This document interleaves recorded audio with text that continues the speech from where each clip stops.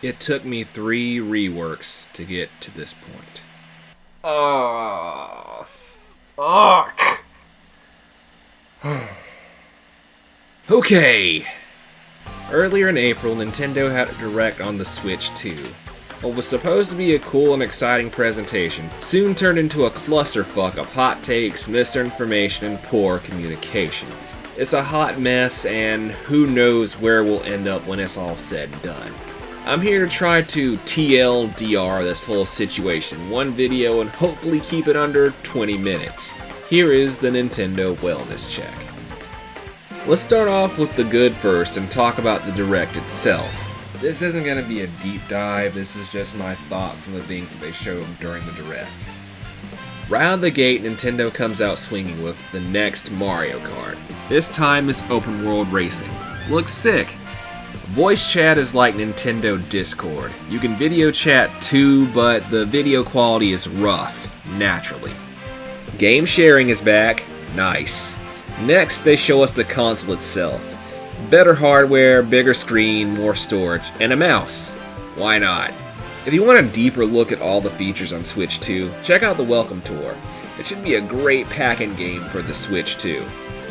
The system is backwards compatible, but some Switch games will have extra enhancements beyond just performance. They're called Nintendo Switch 2 Edition games. You can buy the upgrade packed in, or you can just buy the upgrade separately if you already have the regular version. Drag and Drive is, yep, Drag and Drive. Elden Ring, Hades 2, Street Fighter 6, Daemon X Machina 2, Split Fiction, Madden, FC, Hogwarts Legacy, Tony Hawk 3 and 4, Hitman, 007, Bravely Default, Yakuza 7, and a new Hyrule Warriors are coming to Switch 2. Switch 2 finally gets GameCube support with Wind Waker, F-Zero GX, and Soul Calibur 2 to start with. They are also dropping the new GameCube controller too. Deltarune 1 through 4, Borderlands 4, Civ 7, WWE and NBA 2K, Survival Kids, Gungeon 2, Star Seeker, Cyberpunk 2077, Final Fantasy VII Intergrade, and a whole bunch of other games are coming to Switch 2. From Software is making a Bloodborne-ass game exclusively for the Switch 2 called The Duskbloods. Kirby Air Ride gets a sequel, and Donkey Kong gets a Mario Odyssey-style game. That's a great Direct. Hell, if E3 was still a thing, they would have won this year, so what happened? The price for the Nintendo Switch 2 is $450 for the base model and $500 for the Mario Kart bundle. While a bit higher than most were estimating, it's still cheaper than the PS5 or the Series X. Just like a delayed combo in Elden Ring, here came the knockout blow. Mario Kart World is going for $80. Oh, and the Welcome Tour isn't free. Okay, so let me start by saying that I'm not defending Nintendo's pricing in any way, shape, or form. However, I feel like context is important to understanding what's actually going on. But before we get there, what exactly are people saying? I've been listening to a bunch of people talk about this across the internet on and off for the past few days, and I feel like it's down to 2 camps. The people who dislike the price, and the people who dislike the price and are having a meltdown. Let's start with the meltdown perspective, as it's the most straightforward. Basically, Mario Kart is too damn high on top of the price of a Switch 2, which, they're not wrong. However, instead of simply not buying it, they feel the need to let everyone know that they're boycotting it.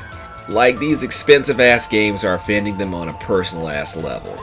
The piracy bros are in there too, but they're never gonna buy any of this shit legally anyway, whatsoever.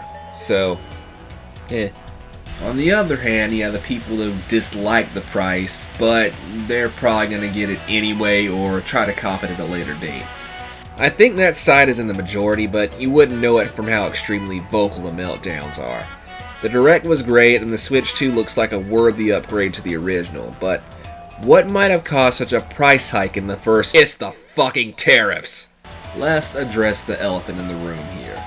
The economy is lit right now, and not in an awesome way, but as in a everything around me is burning all at once kind of way.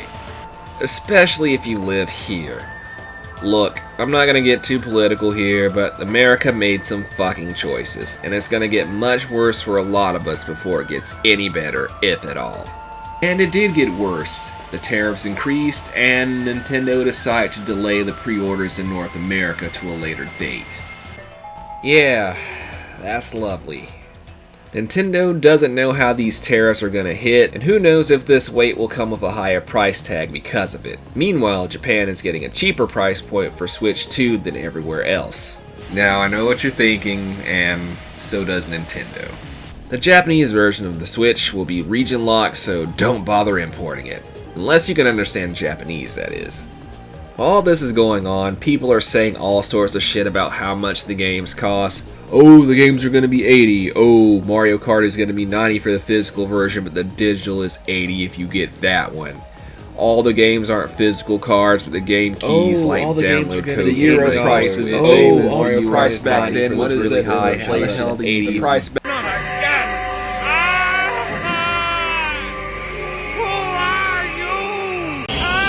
It's chaos, and Nintendo has basically been silent on all this since it began.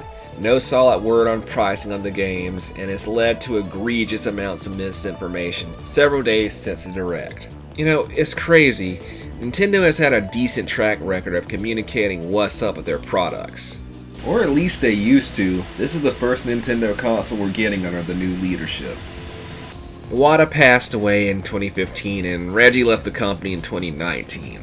Obviously, such a shakeup wouldn't restructure the whole company, but at the very least their PR department ain't what it used to be. Saying something would have gone a long way towards keeping the misinformation to a minimum. Hell, they could have started by clarifying the prices. Mario Kart is $80, Donkey Kong is $70, some third parties are $60, and everything else falls somewhere in between all those prices. Ultimately, even if they got a better grasp on the messaging on some of these games, they ended up being more than any of us expected. So, where does this leave us? I don't know about you, but I can tell you how I feel.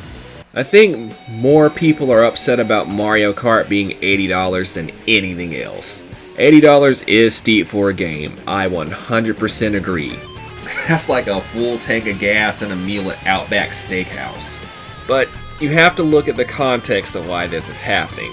Yes, it's the fucking tariffs, but it's also the nature of the industry as well. Now I'm going to bring up the argument about how expensive Nintendo games used to be using the mainline Mario Kart games as an example. Not to argue precedent, but for something else entirely. Super Mario Kart was $54.99 at release. Mario Kart 64 was $69.99 at release. But Double Dash? That bad boy was $49.99. Prices of these games during this gen were all over the place. More specifically because the price of manufacturing cartridges were really expensive.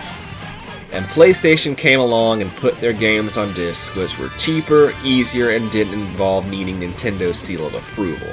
That one move basically standardized game pricing. Pretty much everything was $50 by the time that PS2, Xbox, and GameCube rolled out.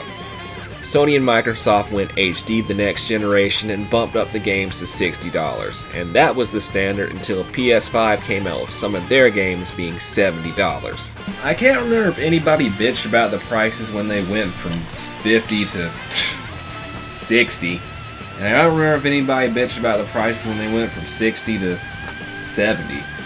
But I think people were more pissed out about not being able to get a PS5 or an Xbox at that time anyway, so The point I'm making is gaming was always going to get pricier as developers and publishers keep trying to push AAA game development.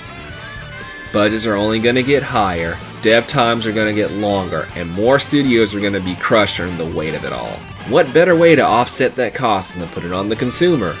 It was always going to happen. It's just coming a lot sooner than we had all hoped. And it sucks because it's going to price people out of the market. Gaming is best when everyone can be in on the experience. Just think of all the memes and shit posts we're going to miss out on since fewer people are going to get in. But despite all of that, I think it's worth it, at least for me personally. This right here is my Nintendo Switch. This is the first model it ever came out with. You can tell by the model number on the back. Had this thing so long, the back of it is starting to kind of peel off a little bit. I don't know if you can see here and here. You can even like see the cracks in it too. And I have no idea how that happened. I didn't get the version 2 model because I was fine with the battery on mine. I didn't go for the OLED because I mostly played my Switch in the dock anyway. At that point, I wanted more hardware power and not a bigger, brighter screen. I decided to wait for the next Switch, and going off the specs and seeing how the games look running on this thing, I'm going to try and cop one. But should you? Only if you think it's worth your money. It's a cop-out answer, but in the end of the day, it's the only one that matters. And let's be honest here, Nintendo shit does go on sale. It just doesn't happen as much from them directly. Plus, somebody will eventually sell their Switch 2 system and games used, or somebody will have a Black Friday deal somewhere. You just gotta look. Just because you can't buy one now doesn't mean you can't get one later. This shit is expensive, but it's hardly the worst thing that's happened this year.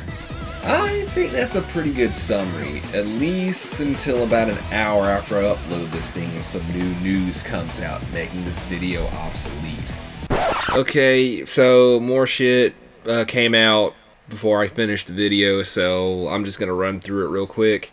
Switch 2 pre-order date for the US is the 24th of April. The system price didn't change, but the accessories have jumped up in price. By the time this comes out, the pre-orders will have been live for at least a day or two, so if you were waiting on me to break the news to you, you might be cooked. As far as the game keycards go, it seems that most of them are going to be third-party games using that system and nothing first-party. The separate upgrades for the Switch 2 Edition games are going to be starting at $10. But if you have an active NSO expansion membership, the upgrades are included for free. I couldn't recall anything in direct mentioning that, but it's on the website. The Mario Kart World Direct didn't reveal much of anything that couldn't be figured out just by watching the reveal trailer. Whether or not that makes it worth the $80 is still up to you. Okay, I think I'm done. To all those people out there that are crashing the fuck out, I can't wait to see what y'all do when GTA 6 comes out and ends up being $90 or some shit. Keep that same energy.